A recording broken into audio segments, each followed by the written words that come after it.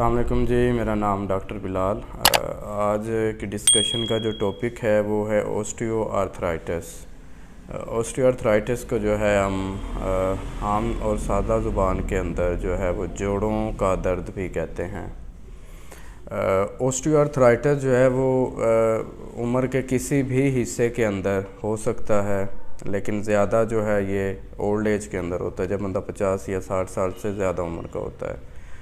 Osteoarthritis जो है आपके बॉडी के किसी भी जॉइंट को इफ़ेक्ट कर सकता है, चाहे वो आपके घुटने हों, आपके जो है वो कूल्हे का जोड़ हो, उसके साथ साथ आपकी फिंगर हों, कंधा हो, और इसके साथ साथ लो बैक पेन, गर्दन का दर्द। तो ये किसी भी जो है हिस्से को, किसी भी जोड़ को जो है वो मुतासर कर सकता है। इसमें बेसिकली होता ये है कि जोड़ के अंदर जो है कार्टिलेज पड़ा होता है। कार्टिलेज जब ब्रेक डाउन होती है, उसकी टूट फूट का शिकार होता है, तो हमारे जॉइंट में जो है वो पेन होना स्टार्ट हो जाता है। उसकी रेंज ऑफ मोशन है, जो जॉइंट की हरकत है, उसमें कमी आ जाती है। अपनी नॉर्मल हरकत को वो परफॉर्म नहीं कर पाता, रेंज उसकी कम हो जाती है, स्टिफ हो जाता है जॉइंट, हमारा अकड़ा हुआ आ जाता है उसमें। इसके साथ साथ पेन होता है, दर्द के साथ साथ फिर सूजन, स्वेलिंग, ये चीज़ें भी आ जाती हैं। तो ये एक छोटा सा ओवरव्यू है। अब अगर इसकी रिस्क फैक्टर की बात करें कि ये किन लोगों को हो सकता है, तो उसमें जो सबसे पहला रिस्क फैक्टर वो तो ये है कि एज, आपकी उम्र जो है ये सबसे बड़ा रिस्क फैक्टर है। कि जैसे जैसे आप एजड होते जाएंगे, बूढ़े होते जाएंगे, तो ओस्टियोआर्थराइटिस होने के चांस जो है वो बढ़ते जाएंगे। और फिर इसके साथ ओबेसिटी, जो मोटापा है, जो लोग मोटे हैं, ओबीज़ हैं, उनमें होने का चांस बहुत ज़्यादा होता है। फिर इसके साथ अगर आपको कोई इंजरी हो गई है, उसमें होने का चांस ज़्यादा होता है। इनएक्टिविटी अगर कोई बंदा करता है, कोई ऐसा काम नहीं करता, फिर कोई सेडेंटरी लाइफस्टाइल गुजार रहा है, उनमें होने के चांस ज़्यादा होते हैं। तो मुख्तलिफ जो है वो रिस्क फैक्टर जो हैं ये होते हैं। अब अगर इसकी साइन सिम्टम, इलामत की बात करें जी, इसकी इलामात क्या आती हैं, तो इसमें सबसे बड़ी जो इलामत है वो दर्द है। कि आपको पेन होता है, उठते बैठते या चलते हुए भी इवन आपको दर्द होगा, सूजन हो जाएगी आपको, आपकी जो रेंज ऑफ मोशन है वो कम हो जाएगी, यानी आपकी जो जॉइंट की हरकत है उसमें कमी आ जाएगी काफ़ी। तो ये छोटी सी 2-4 इसकी जो है काज़िज़ अपना इलामात हो सकती हैं।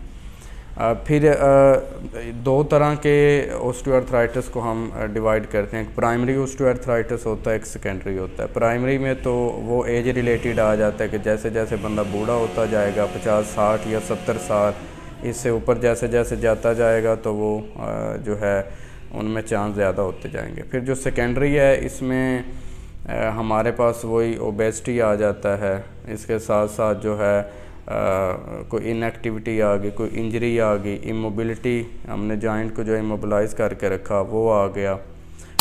अब ट्रीटमेंट की बात करें तो ओस्टियोआर्थराइटिस जो है उसको मुख्तलिफ़ तरीक़ों से ट्रीट किया जाता है। सबसे पहले जो है मेडिकेशन के थ्रू, इसमें जो है आपको दर्द की मेडिकेशन दी जाती हैं, सूजन के लिए दी जाती हैं। अगर मेडिकेशन से आपको रिलीफ़ नहीं होता तो सम टाइम इंजेक्शन भी इंजेक्ट करना पड़ जाता है, जो आपके जॉइंट के अंदर इंजेक्शन लगता है। फिर जो है फ़िज़िकल थेरेपी के ज़रिए से भी इलाज किया जाता है। डॉक्टर जो हैं वो फ़िज़ियो रिकमेंड करते हैं, वहाँ पे आप किसी भी फ़िज़ियोथेरेपिस्ट को जो है वो रेफ़र किया जाता है। फ़िज़ियोथेरेपी में डिफरेंट जो मोडलिटीज़ वो अप्लाई की जाती हैं। डिफरेंट मोडलिटीज़ और एक्सरसाइज के ज़रिए से आपके पट्टों को मजबूत किया जाता है, जिससे जो रेंज ऑफ मोशन है जॉइंट की वो इम्प्रूव होती है, दर्द में कमी आती है और सूजन में भी कमी आती है। तो अगर मेडिकेशन और फ़िज़ियोथेरेपी से आप जो है वो रिकवर नहीं करते, तो फिर डॉक्टर जो हैं आपको ऑर्थोपेडिक सर्जन को रेफ़र करते हैं। वो फिर आपके जो है जॉइंट रिप्लेस करते हैं।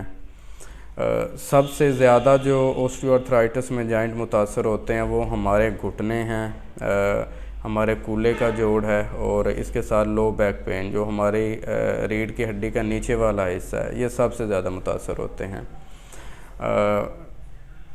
फिर क्या होता है कि डॉक्टर जो हैं वो ऑपरेट करके आपके जॉइंट्स को वो रिप्लेस करते हैं और आप जो है आपको अफाका हो जाता है, पेन में कमी आ जाती है, सूजन में कमी आ जाती है।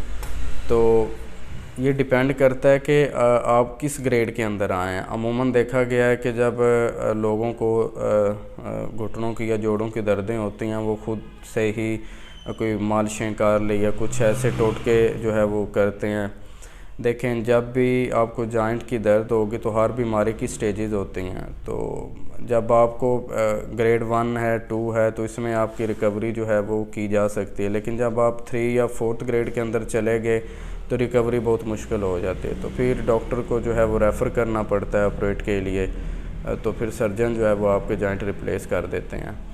तो इसीलिए जब भी आपको जोड़ों की दर्दें हों तो अपने करीबी जो मुतल्लिका डॉक्टर है उनको विज़िट करें, वो आपकी असेसमेंट करे, एक्सरे करवाए, आपकी जोड़ की कंडीशन देखे क्या है, उसके थ्रू जो है उसके अकॉर्डिंग जो है वो आपका इलाज किया जाए।